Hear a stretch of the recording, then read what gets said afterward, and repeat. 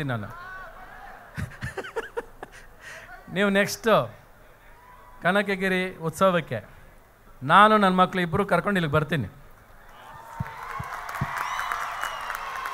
ಯಾಕೆ ಬರ್ತೀನಿ ಅಂದರೆ ಅದು ಇದೇ ಸಮಯದಲ್ಲಾದರೆ ಈ ಮೇ 30ಕ್ಕೆ ಪ್ರೇಮ್ಲೋಕ ಶುರು ಮಾಡ್ತೀನಿ.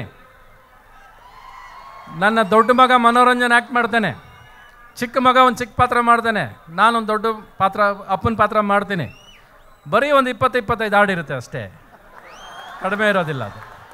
ಆದರೆ ಜೀವನ ಪೂರ್ತಿ ಇಡೀ ಸಿನಿಮಾದಲ್ಲಿ ಈ ವಯಸ್ಸಿನವರಿಂದ ಹಿಡ್ದು ಶಿವರಾಜ್ ತಂಗಡಿಯವ್ರ ತಾಯಿಯಿಂದ ಹಿಡ್ದು ಅಲ್ಲಿ ಕೂತಿರೋ ಬಟಾಣಿವರೆಗೂ ತಾಳ ಹಾಕತ್ತೆ. ಇದು ನಾನು ಕೊಡೋ ಮಾತು ನಿಮಗೆ.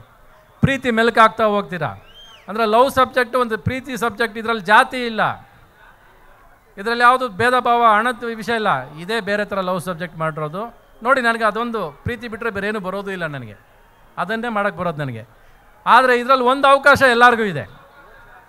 ಪ್ರೇಮ್ಲೋಕ 2 ಅಲ್ಲಿ ಕತೆ ನಡೆಯೋದೇ ಜನಗಳ ಮಧ್ಯೆ ಅದು.